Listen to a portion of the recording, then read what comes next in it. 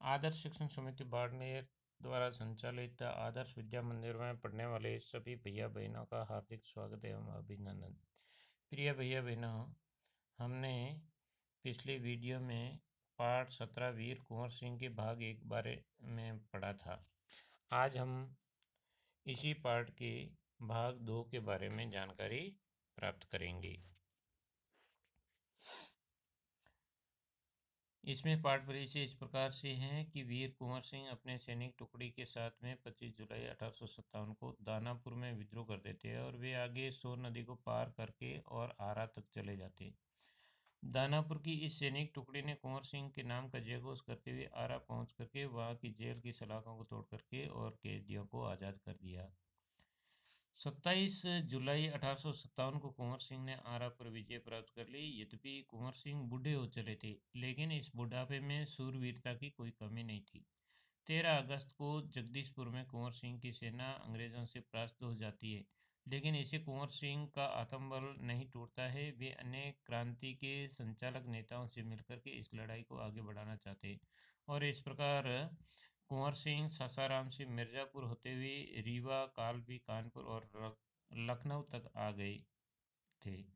आज़ादी की इस लड़ाई को आगे बढ़ाते हुए वे ग्वालियर, जबलपुर के सैनिकों के सहयोग से सफलतापूर्वक रणनीति का प्रदर्शन करते हुए इधर लखनऊ तक पहुंच गई थी।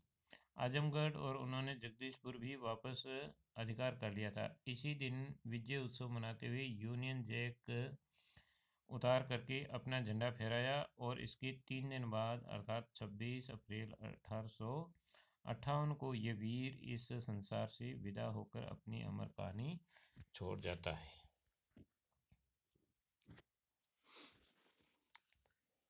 25 जुलाई 1857 को दानापुर की सैनिक टुकड़ी ने विद्रोह कर दिया और सैनिक सोन नदी पार कर आरा की ओर चल पड़े।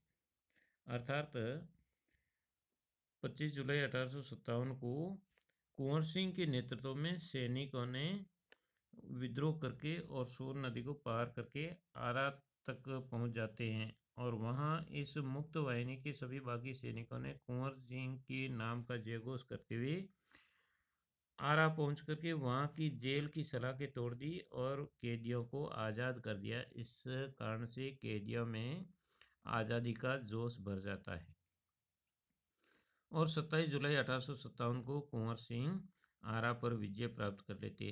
सिपाहियों ने उन्हें फौजी सलामी दी। यद्यपि कुंवर सिंह बूढ़े हो चले थे, परंतु बूढ़ा सूरवीर इस अवस्था में भी युद्ध के लिए तत्पर हो गया और आरा क्रांति का महत्वपूर्ण केंद्र बन गया। इस प्रकार से 1857 की क्रांति का एक प्रमुख केंद्र आरा हो जाता है।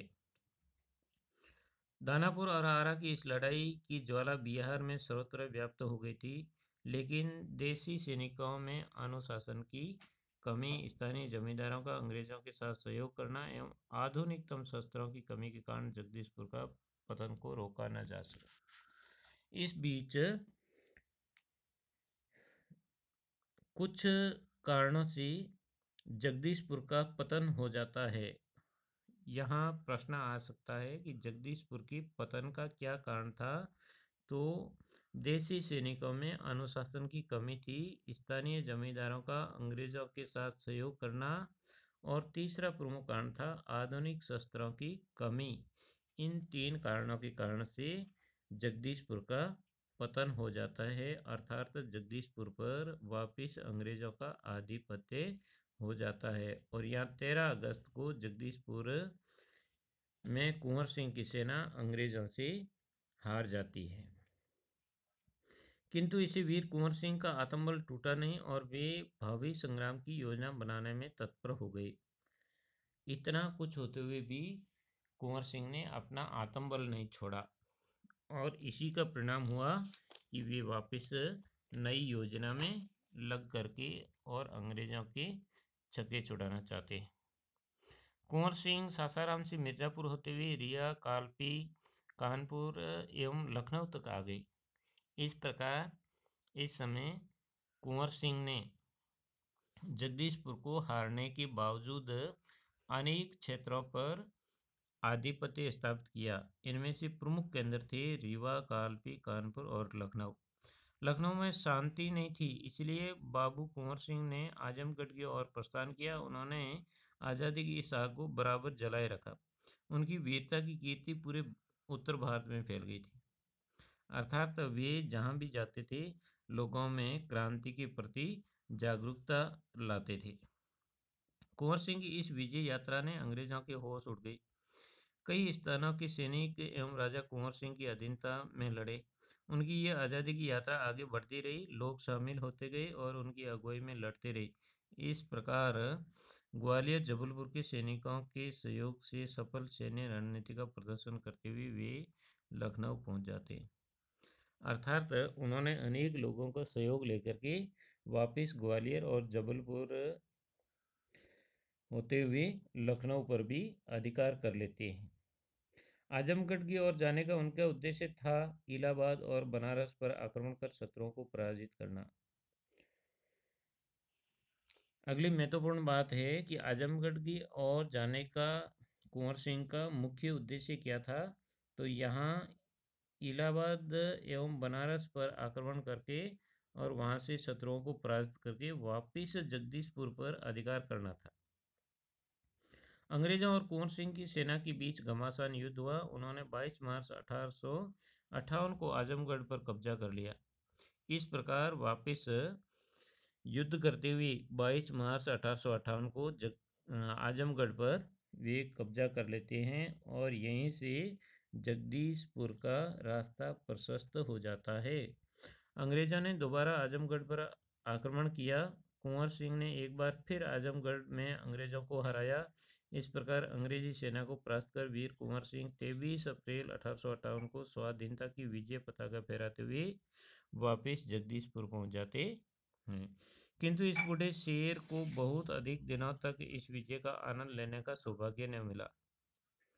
इसी दिन विजय उत्सव मनाते हुए लोगों ने यूनियन जैक अर्थात जो अंग्रेजों का झंडा था उसको उतार करके और अपने देश का झंडा यहाँ फहरा दिया था। और यहाँ झंडा फहराने के 3 दिन बाद ही अर्थात 26 अप्रैल 1858 को यह वीर इस संसार से हमेशा हमेशा के लिए विदा हो जाता है, अर्थात अमरता को प्राप्त हो जाता है। यहाँ प्रश्नोत्तर दिए गए हैं, इनको आप सुंदर लेख में अपनी अभ्यास पुस्तिका में लिखेंगे।